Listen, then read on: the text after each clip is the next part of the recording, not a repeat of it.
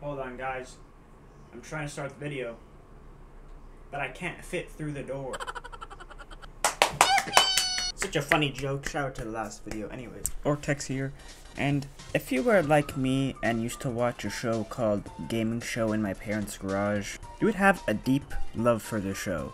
And a huge ass ton of nostalgia. Now, if you don't know what this is, you're probably not Canadian and didn't watch Disney XD in 2014, 2015, and I'm probably old. And by old, I mean like in your 20s. So you're basically ancient at that point. But before I get into that, you should like and subscribe and hit the big red button. Basically, as the show implies, it's a gaming show, and in the show there were 3 hosts or leads, I guess. I'm pretty sure the show was or at least some parts of it were scripted, probably most of it, but each of the hosts basically just used their real names, so when I talk about them, I'm just going to call them by their names, of course. So Jesse, Ian, and Julia were the 3 hosts of a gaming show in my parents' garage, and basically the whole plot was they would hang out in Jesse's parents' garage and talk about video games and just play games and stuff and go to like conventions. And they even had like recurring guests like thinknoodles. Why is there a girl in the bathroom with me? What? Girls? Finn's Graphics and dantdm. We have the... Hello? Oh, there's somebody at the door. Go make me a sandwich. The diamond minecart? And also Shaq. Ian, prepare for battle. Chocolate ice. 2 people that are obviously on the same level of fame. Basically, they would do like skits and stuff. You feel you have some pointers to give to the professionals? Oh, I've got a few. And just like overall just talk about games and interview people that like had something to do with video games. That's basically like the whole show if I wanted to sum it up. This shit was my childhood growing up. If I could back then, I would probably inject this shit right into my fucking veins. I used to think this and Pac-Man and the Ghostly Adventures were the greatest television shows that were ever graced to be on TV. And I was correct. Now on to the show. But generally, this show was so fun. Even now, looking back at it, just not even in this nostalgia sake, I think it was just an actual, like, somewhat decent show, at least for kids. Even for me now, I still kind of enjoyed watching it when I did watch the episodes for the research of this video. There was nothing really like it at the time, and nothing really like it anymore, even. Every time a new game would come out, or something gaming related would happen, they would cover it, and they would interview like developers, voice actors. Yo, once I put my hand in a juicer, but it didn't do anything. No. It just hurt. And like producers and anyone gaming related. It was generally like a really informative show that was like actually really funny. Hey, Ian. Hey, you. Did you actually just forget my name? I'm sorry. I'm just not the best with names. We've known each other since we were 3. And it was like half real, half like scripted. Hug? Dude, you don't mix ink. Right. So it kind of gave like the feel that it was like still entertaining, but like still had a sense of realness to it, if that makes sense. From 2014 to the beginning of 2016, there were 35 episodes made. My friend actually made it into one of those episodes when he went to some gaming convention and he got to play Mario Party with Ian. And I believe that they might have rigged it so Ian would win. But I didn't say anything. Don't come at me. The Disney XD assassins are gonna come for me for this like 10-year-old show. They're gonna come kill. They also got Jesse, Ian, and Julia to go to a bunch of like different places. Like in the first episode, Jesse goes to Legoland in California. Here in Washington, D.C. What the fuck? This is just some silly Canadian TV show that aired on Disney XD only in Canada. Where did all this production value even come from? I don't know. It's probably why they later took the show out back and shot in the fucking skull. No. So while Jesse is at Legoland, he interviews this guy that's just called Lego Batman Dude, which I think is really funny because they don't just tell you what he does. I looked it up and he's just like he's the vice president of production over DC titles at WB or something like that. But honestly, putting Lego Batman Dude is funny as fuck. I'll give it to him. They didn't even give a speck of information that this guy was a producer. And they did skits as well inside the interviews, which led to some amazing acting. Game, stop that Lego man! But the skits themselves or outside of the show in the garage that were a little more scripted. Like, of course, there's the skits are scripted. How else would they make these? Do you think a Lego man just comes out of nowhere and steals shit from you? The answer is yes. Like in the Lego Batman interview again, the Lego man does steal a copy of the game and just suddenly turns into Batman. Where the fuck did he get that from? Stop your Lego man. Max, what do you want for dinner? Anyways, the stuff that they got to go and do did generally seem really cool and fun. And their chemistry as a cast was actually really good, even if they might have not been actual friends behind the scenes. But Oh, you're so cute. Oh, come here. Come give me a hug. they still seemed cool as fuck. Just in the first episode, they all did cool stuff, like Jesse fighting the Lego man. Ian talks to 2 basketball players and they get their own segment playing an old basketball game with the Super Nintendo. Then Ian makes them intros or something where they have like stats. Like a video game. Inner tubing and outer tubing. What the fuck is that? But I don't even know what that is. Okay, I'm not alone, never mind. He makes Julia a centaur at the end of hers. This man's a fucking animal, like what the hell is that? Then he gives himself max stats. Motherfucker, that's not possible. That's not right. Julia also goes to C&E where she races the national karting champ. I don't know what the fuck that is. And they play Mario Kart 8 in like a Mario Kart 8 trailer, then races the guy in real life, which is really cool. I think anything go-kart related is kind of cool, to be honest. I remember one time I went go-karting, and there was this little kid and there's his dad in the same cart, and they were behind me, right, and we were going down a hill. And then when I was driving, they like bumped me, and the kids started laughing, and I was like, what the fuck, that's kind of messed up. So when they were going down the hill, I rammed them and hit them into the wall. I thought it was pretty fun. Honestly, in the first episode, they did Ian dirty. He just kind of talks to the basketball players, so I guess they couldn't find really anything sports related for him to do, which is kind of his thing in the show. But don't worry, he has a lot of sports stuff later in the season. And at the end of some episodes, thinknoodles would come on and give like tips for being a YouTuber and stuff like that. And one of the things that makes a successful channel is being unique.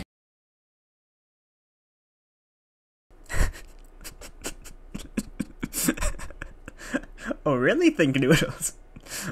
Oh really, this is ironic coming from you. Go make some skibbity toilets video. Like I said before, they go to a lot of conventions in the show too. Like in episode 2, Julia goes to a Fan Expo Canada. What video game do you think I'm from?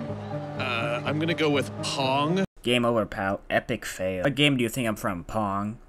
Fuck. They also had segments of 2 of them, or 1 of them, or all of them, just sitting on the couch playing a game that would kind of work as like a mini Let's Play, and I think that's very cool. It introduced me to more games when I was younger, and I think introduced it to a lot of kids my age that different games that they might not have seen before. And back to the skit segments, they would work these into the little Let's Plays things too. Though, sometimes they would go crazy for no reason. Like, Julia calls up this guy named Seth McMahill, and when she asks for tips, he just says, transfer your Pokemon. Okay, genius. Then when Jesse finds out she's getting insider information, he gets mad, so he goes to Nintendo's office where Pikachu confuses him around the building, so he just never finds the guy. But that's not the best part of this skit. He enters the Nintendo building, but the logo is blurred out. Like, did they not have permission to enter the building or film in it? How did they get into the building and film? Why do they have to? Did they not get Nintendo's permission? I'm just confused. What the fuck? In the same episode, Jesse also meets a guy from Sega to play Sonic Boom, the best game ever made, and meet Sonic. See, this Sonic has skin color arms. If they just went with this design, Chris Chan wouldn't have pepper sprayed that GameStop employee. Also, this part is like really nostalgic for me for some reason. Like the part where he goes and gets them donuts. I don't know, that's like engraved in my brain for some reason. Also, Jesse is kind of like the leader, kind of, because it's his parents' garage, so I guess that kind of makes sense. But also, Ian and Julia just hang out there either way. So it is what it is, but honestly, I feel like Jesse, he's just the king of always. He's just always my favorite. I don't know why. He was my favorite character or person from the show.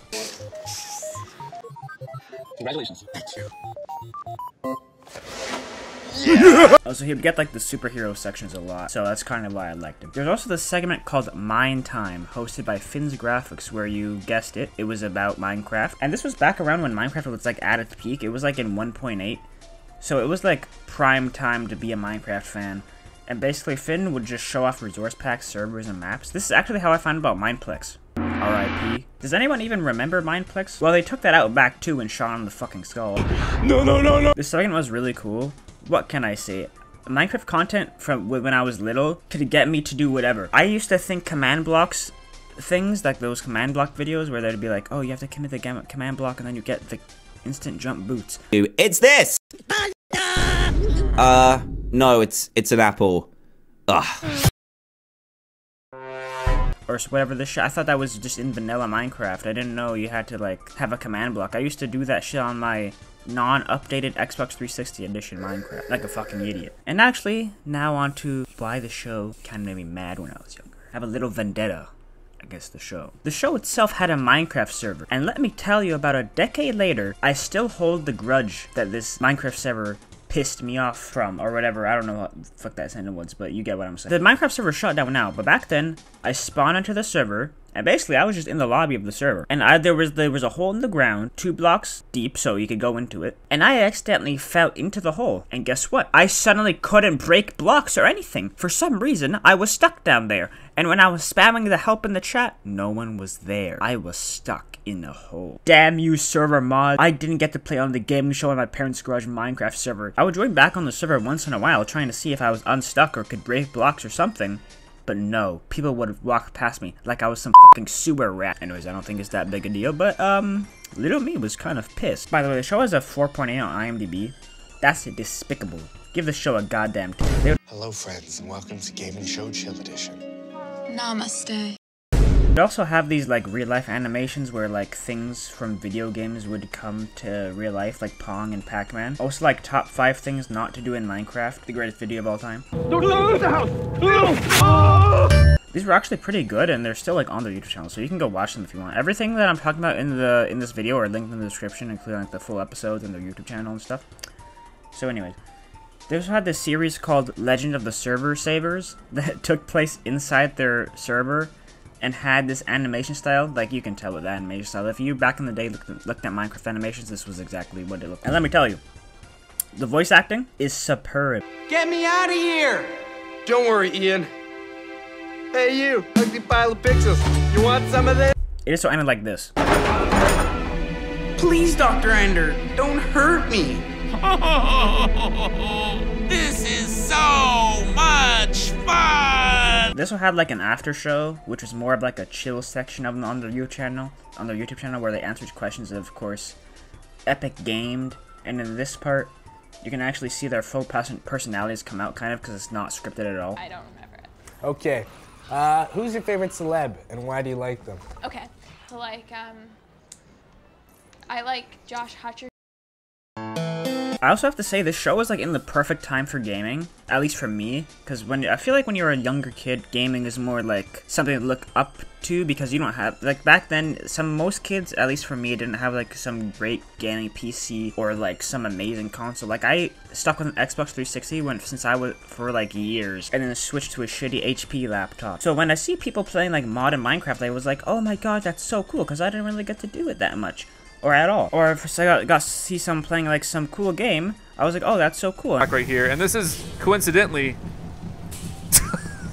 this looks exactly like mine. And this show kind of like reinstated that, and I thought it was like and it was like really entertaining for me as a kid. Like this was just also just prime time Minecraft and Roblox, and it was all that good, and when all the good FNAF games were coming in, unlike now. Have you ever heard of Among Us, Gregory? Like when they played FNAF 4, they had a big projector screen while one of them played, and like, come on, you can't look at me and tell me this isn't the chillest vibe you've ever seen. Also, like I mentioned before, there are celebrity guests, and they're usually video game related guests in some way. But one time, they got Rob, I don't know how to pronounce his last name, I'm so sorry, from Metallica, to play Pac-Man and the Ghostly Adventures 2. Man, what he gotta do with Pac-Man and the Ghostly Adventures? I thought they would get him to like play Guitar Hero or something, but no, he plays like Pac-Man. I think he plays it with his kids or something, so that's nice at least, but it's still kind of funny. Some cool stuff they did, just to recap, was go to Nintendo, secretly, possibly, go to Fan Expo Canada, go to Sega to play Sonic Boom, go to the CNE, play Mario Kart, talk to Charles Martinet about voice acting. Mamma mia, guess I'm naked. Talk to Nolan North about voice acting. Hey, I'm wearing my hat on backwards. Come on, let's go play somewhere. Talk to a bunch of producers, bike around, gaming related, and go to conventions. And they went to a lot of conventions, to be honest. They talked to dantdm. dantdm had a bunch of his own sections about Minecraft and stuff, which is really cool. I loved dantdm back in the day. Like, I have a bunch of YouTube, like, Minecraft YouTubers I used to watch. Thankfully, none of them were none of them liked kids or anything. I was never really a big Sky Does Minecraft guy or any of the weirdos. I also used to watch Thinknoodles, and he was on the show a lot. Oh, how gracefully he has fallen. Captainsparkles was on the show a couple of times. He did an interview with Finn, the Finn guy. And there was a bunch more celebrities. Weird Al was on there. That's fucking awesome. A lot of their episodes are on their YouTube channel now, which only has like 100k subs. I don't know where the episodes of season 2 are though. They might be on the channel like hidden because they have a lot of videos. But I didn't see them there, sadly, and there was never a season 3, and that's sad. The show was a big part of my childhood and made me, like, really happy back in the day. And maybe helped me find new games I probably wouldn't have otherwise, and I just think it was a great show. And no one probably cares about this video, or, like, a lot of people probably don't know what the show is, but it meant a lot to me, and that's kind of why I'm making this video, to share that happiness with you guys. Where are they now? Now, onto the aftermath of the show. Basically, it was cancelled. Because the numbers, I guess, just weren't there. And they were flying these fuckers out, like, a lot to different places. And getting, like, high-profile celebrities to be on a show that only airs in Canada. Yeah, maybe. What's so bad about my game? Nothing. Game of the year. It's amazing. Actually, game of the year. What's so bad about my game? Nothing. It's amazing. It's... So that's like my best guess on why it was cancelled. It's probably because of that. I think it's owned by like a kids company now. That's why the YouTube channel has Wild something next to it. But yeah, so they probably sold the rights to the show to those guys, and they just have the YouTube channel revenue just coming in, and that's it. Okay, so first of all, before I really loved this show. Every time I would come back from skating lessons and watch this show. I know, very Canadian, but yeah. Okay, so first of all, don't harass these people because all main cast members don't really have a big social media presence anymore. So all the stuff that I'm going to be talking about shortly is all public information. So I'm not going to go out of my way to like stalk these people. I'm not like a weirdo. That would be crazy. But yeah, so where are the cast members now? So first up, Julia is now an account manager at a Canadian animation company, which is pretty cool. So I guess she's staying in the world of entertainment and video games. And the company develops things for like shows, video games, and stuff like that. So still in the realm of video games, which is like a kind of trend for like, honestly through my research it seems like the show got these three because they enjoyed video games and had interest in those things. And like coming up, Ian now is a replay operator at a TV channel in Canada, which I think has something to do with sports broadcasting, but don't grill me on that. And on the show, he was the sports guy, so the show was accurate to the people on it. Ian was a sports guy, now he does sports stuff, you know what I mean. And last but not least, Jesse. Jesse's the one with the most social media presence after the show, and honestly, it makes me like him even more. He seems even cooler now. So in 2017, in 2017, he started a gaming channel called Mungo Games, where he uploaded like gameplay of himself playing games like PUBG or Destiny. They weren't like the most spectacular edited stuff, you know what I mean? But it just showed that he still likes games and stuff, you know, like very on brand. Like everyone on the show kept going for what they liked, I guess. And in his channel intro, he talks about gaming show and basically just says it imploded. Mungo here, aka Jesse. Maybe you've heard of me. Gaming show in my parents' garage. Well, my last gaming channel had a bit of a setback. So now, I'm doing my own thing. And he says he's doing his own thing. Anyways, the last video uploaded on this channel was in February of 2018, so the gaming channel arc didn't really last that long. But it's okay because he goes by jessesuks now and has a YouTube, TikTok, and Instagram. He makes music now, I think.